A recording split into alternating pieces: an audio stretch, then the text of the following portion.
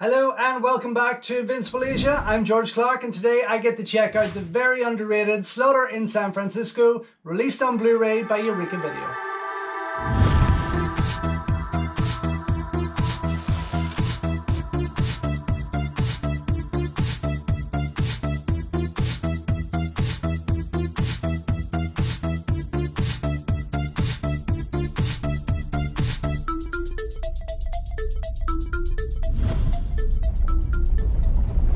Don't forget folks, before we go any further, if you haven't already, please subscribe to the channel, like the video, ring the bell and all that jibber jabber, and thank you very much for supporting Invincible Asia. I am so excited to finally share this title with you, and I cannot wait for it to get its general release for you to get your hands on it, because this could well be one of my favorite releases of the year. This is Slaughter in San Francisco, a movie I never imagined would get a Blu-ray release here in the UK, but I'm so happy that it has. I did have this movie a long time ago on VHS, the general kind of 90s VHS that was released, I think by Kick Video, I want to say, which was pretty fun. It was very badly cropped, badly dubbed, of course. I don't have that video any longer, but I did not too long ago pick up the legendary collection from Fortune Star VCD of Yellow-Faced Tiger, which of course is the original production of Slaughter in San Francisco. Now that was done in 1974 with director Lo Wei, of course. Slaughter in San Francisco came about, gosh, 7 years later, perhaps 1981, as a re-edit that was pushed to the American market to cash in really on the success of one Chuck Norris here. But I have to say I do prefer Yellow-Faced Tiger, the cut of Yellow-Faced Tiger. I do feel it is a much more superior film overall, and it makes a lot more sense. But I think because of those bad cuts, bad edits and bad dubs, that this movie has had a very unfair, let's say, criticism for quite some time now. Almost 50 years. It actually would be 50 years since this movie came out. Wow, that is actually quite scary that it has passed that quickly. Jesus Christ. Sam Gilby does an amazing front cover here. I have to say, this is the thing that really caught my attention first of all when Eureka started posting about this stunning artwork by Sam. I love it. I absolutely love it. Of course, he did their release of Heroes and Villains with Jet Li, so you had Hitman, Dr. Y and My Father's a Hero, but this I just love. I think it's beautifully done, very colorful, and really should attract a whole new audience to this movie, and I just love it. So let's see what is included here in this Blu-ray release. We have got limited edition O-card slipcase featuring new artwork by Sam Gilby, 1080p HD presentation on Blu-ray of both the original Hong Kong theatrical and US export versions from brand new 2K restorations. I mean, this is just amazing, honestly. Original Mandarin mono audio, the Hong Kong theatrical version, a classic English dubbed mono audio on the US export version, optional English subtitles newly translated for this release, feature-length audio commentary by Asian film experts Frank Jiang and Michael Worth on the Hong Kong theatrical version, then feature-length audio commentary by Mike Leader and Arnav Venema on the US export version, Karate Cowboy, Talking Chuck, a new featurette by CFK Productions on the film career of Chuck Norris, Return to Slaughter, the shooting locations of Slaughter in San Francisco, a new documentary by Michael Worth looking at the filming of Slaughter in San Francisco, featuring interviews with producer Andre Morgan from Golden Harvest and lead actor Wong Tao, which is fantastic, trailers, plus a limited edition collector's booklet featuring new writings by James Oliver.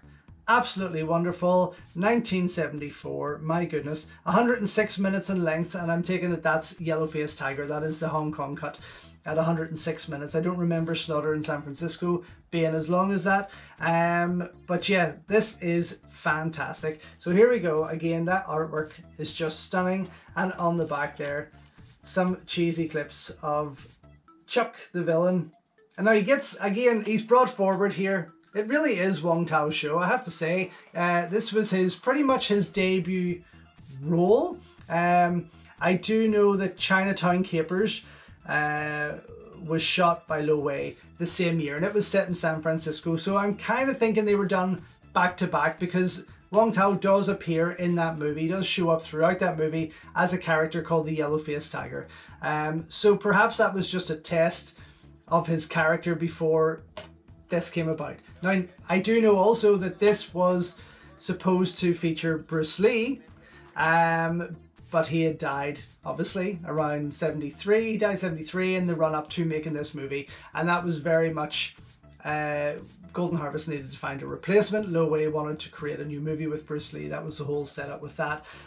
So it could have been a very, very different movie altogether, and it would have been fantastic perhaps to see Bruce Lee in this role in a more modern day action film, I suppose. But I have to say, I do enjoy Wong Tao. I'm a big fan of Wong Tao, of Don Wong, and I do feel that he does a fantastic job in this. I haven't seen it for some time. If I do remember correctly, though, they do try to manipulate him to become a very Bruce Lee type character throughout it, though, but I will confirm that. I, however, love this. I am so excited. As I said before, never thought it would see the light of day here on Blu-ray, so thank you, Eureka, for putting something like this out. Alright, let's get stuck in here. Slipping that out there comes with Sam's artwork. Again, just love it, absolutely love it, and I would have appreciated it had they put a poster of that particular artwork in here, but they didn't, which is slightly unfortunate. Inside there we have the booklet, which features the artwork from Yellow-Faced Tiger, the release of Yellow-Faced Tiger, and then of course the disc over here, keeping it very 70s in style. I really enjoy this movie, and the fact that we were out in San Francisco not too long ago is even more exciting, that I get to sort of see the places that I've been and walked around and things like that and visited. I do know that Jeff Chen, who I went to see at the Bruce Lee exhibition, you can go back and check out that video, please. He did say next time I'm back, he will take me around all the locations for Slaughter in San Francisco, which I'm very excited to do, and I will hold him up on that. That's the full spread there, as you can see. And on the other side, a shot from the movie featuring Wong Tao and Chuck Norris, literally kicking each other in a wonderful pose. That's a great shot, actually. That's a really nice shot. It's a pity it wasn't a bit more high def. I'm really hoping the quality of this is phenomenal. Because these are the types of movies that have garnered such a bad rap that I feel, and it's the same with like Avenging Quartet with Moon Lee and Yukari Oshima, Cynthia Khan, and Chico Nishiwaki. I feel a movie like that, if it is presented properly, if it is restored, presented in the right ratio, its original language, that it might change people's attitudes to how bad that movie was. And I do feel that Slaughter in San Francisco will be one of those movies. So I am very excited for it indeed.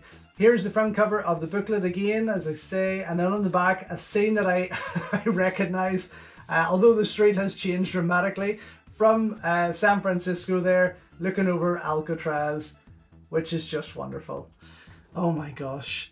I mean, very odd that on the front cover here that they have the Statue of Liberty, as you can see, for a movie set in San Francisco. But hey, each to their own. Okay, inside. Wow. My goodness. Yeah, I do think the likes of, action directed by Lam Ching-ying and Chen Yue-tsang. So yes, they do pop up throughout there as far as I can remember. California Screaming. My goodness me. And I also know that Chuck wasn't very happy about the movie, if I'm being honest. And I do think he tried legally to stop it being released in 1981, whenever it came out as Slaughter in San Francisco. But yeah, this is pretty cool. There's going to be a nice read throughout there. And of course, the wonderful Sylvia Chang is in there. How could I forget? Beautiful and wonderful Sylvia Chang. So yes, there is definitely a lot to enjoy in here. I'm actually going to go now check everything out. I mean everything. Both versions of the movie, both audio commentaries and all those extra features, because I am super excited that this is out now on Blu-ray. Be back soon to let you know what I think. So just back after checking out the Eureka Blu-ray release of Slaughter in San Francisco. Yes, this is absolutely one of my favorite releases of the year. This is fucking gorgeous. Honestly, both versions, both prints, the restorations are incredible. Honestly, I've never seen this movie look as good as it did, and I have never had as much fun. I mean, even watching it, I watched it 3 times. The Yellow-Faced Tiger version in its original language with English subtitles, Game with the commentary, and then the Slaughter in San Francisco version with the audio commentary there. And I watched them pretty much straight after one another and still never tired, never bored. I had such an amazing time with these. Oh my god, fantastic. So Yellow-Faced Tiger ran for an hour and 46 minutes. Looked amazing. Definitely the favourite of the two, I have to say. The audio commentary with Frank Jiang and Mike Wirth was fantastic. I really enjoyed listening to them, I have to say. I was a little surprised that they didn't know who Chin Yut Sang was at first. That kind of caught me off guard. But still, very interesting audio commentary. Of course, they know the area very, very well, so there was a lot to talk about there. And it's a very, very different commentary to what Mike Leader and Arne Venema present with the Slaughter in San Francisco version.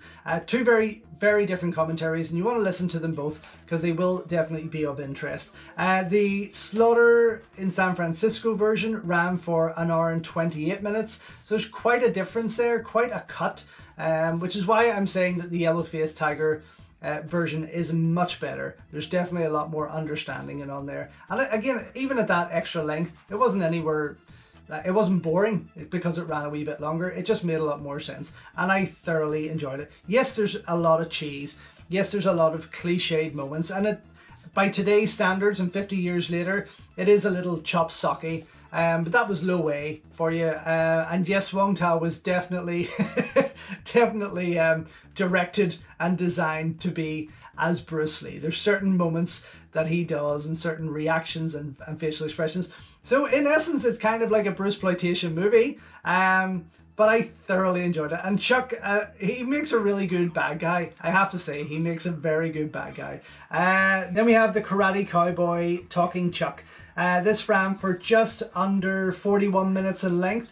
This is Mike Leader and Arne Venema sitting together, discussing Chuck Norris movies, discussing Chuck Norris in Slaughter in San Francisco, and it is highly entertaining. It is wonderful to see, very, very informative. I mean, I enjoy Chuck Norris movies, but I don't love them as such. I've kind of now garnered this new appreciation of him, I have to admit, and I will be searching a lot more of his stuff. I will be bringing in a lot more Chuck Norris Blu-rays in the near future, I have to say.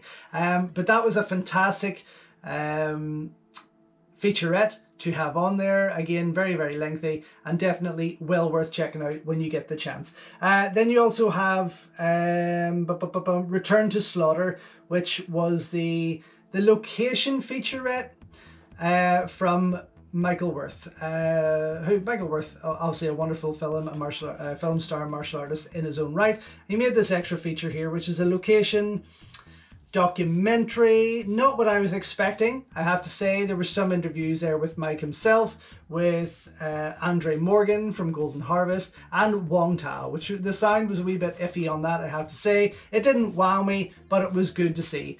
Another great addition, but yes, it didn't really blow me away, and it ran for probably around 15 minutes in length. Could have been a wee bit longer, and it could have been a bit more location hunting, I suppose. Then with that, you have also got the original Hong Kong trailer, which was pretty cool to see. I think it ran for about 4 minutes or just under 4 minutes in length.